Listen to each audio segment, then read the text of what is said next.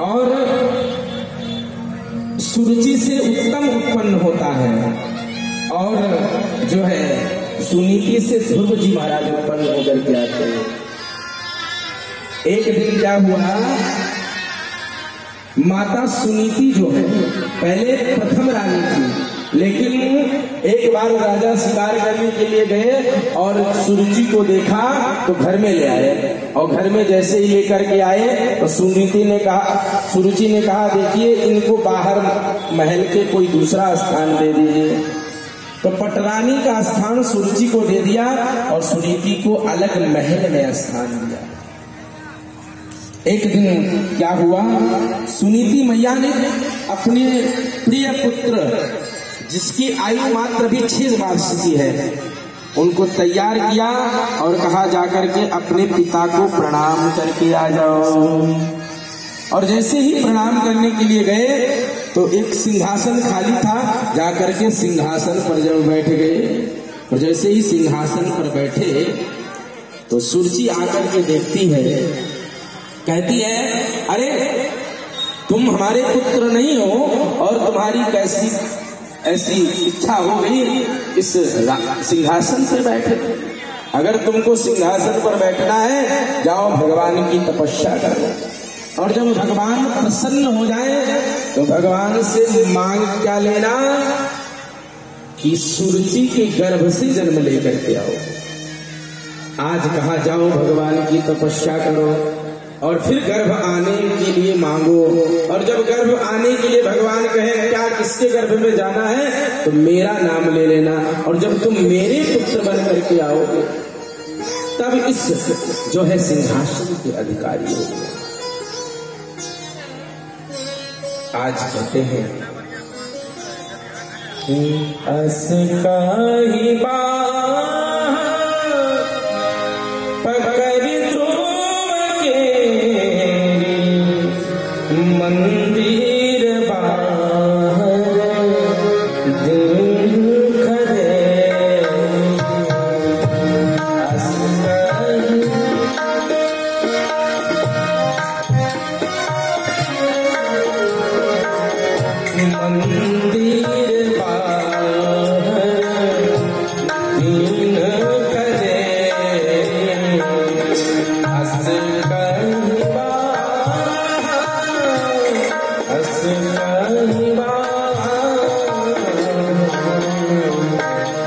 आज ध्रुव जी महाराज के बाहर को पकड़ करके खदे दिया, कहा जाओ यहाँ से। आज ध्रुव जी का अपमान करके महल से निकाल दिया। आज ध्रुव जी महाराज रोते रोते हुए आए, मैया सुनीति ने कहा बेटा क्या बात है, क्यों रो रहे हो? कहा आज उस सुनीति ने मेरा अरे मैया, अरे वो सुरुचि मैया ने मेरा अपमान कर दिया, मैं सिंहासन पर बैठ गया, क्या मेरा अधिकार नहीं है, वह मेरे पिताजी नहीं है क्या? आज बड़ी सुंदर भाव में कहते हैं तप बल रचाई प्रपंचो विधाता, और तप बल विष्णु जगत जगत्रा,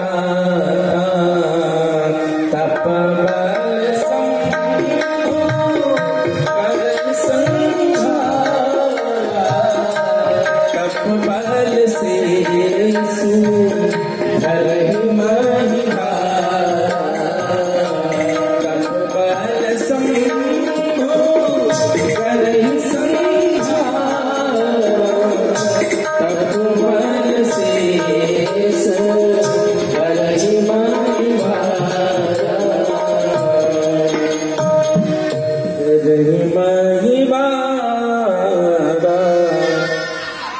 सुनीति ने बहुत अच्छा किया और अपने बेटे को ये नहीं कहा तुमको क्यों डांटा है, कहा देखो सुरुचि ने तुमको डांटा अच्छी बात है, अगर भगवान तुम्हारे ऊपर प्रसन्न हो जाएंगे तो ये सिंहासन क्या तुमको इससे भी बड़ा सिंहासन मिल जाएगा। जाओ तुम भगवान के ऊपर रिझ जाओ, आज ही जाना चाहो तो आज ही भगवान की प्राप्ति कर लो, अगर वह भगवान प्रसन्न हो जाएंगे तुमको इससे भी बड़ा राज्य मिल जाएगा।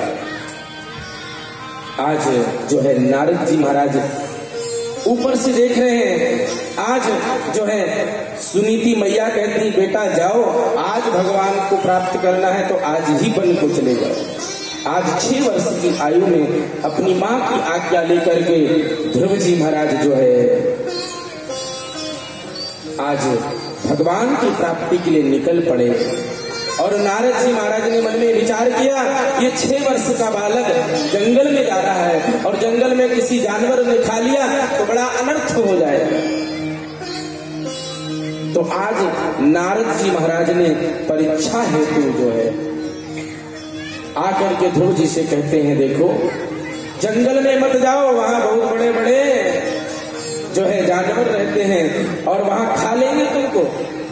कहा अरे जो भगवान ने जब माँ के गर्भ में बालक रहता है तो उस अवस्था में बालक की रक्षा जो है गर्भ में भगवान करते हैं, और जैसे ही बाहर निकल के आता है तो उसको भूख लगती है, तो उस अवस्था में माँ के स्तनों में दूध का भगवान संचार करते हैं। और जब थोड़ा और बड़ा होता है तो सोचते हैं भगवान लाओ इसको दांत दे दें, तो भगवान दांत दे देते हैं। जब और उससे बड़ा खाने लायक होता है तो दूध वाले दांत ले लेते हैं, भगवान अच्छे वाले दांत दे देते हैं। ध्रुव जी महाराज कहते हैं जब दांत नहीं तब दूध दियो, अब दांत दिए हैं कुछ और भी देंगे। अरे जो परमात्मा जो है हमेशा अच्छा करता है वह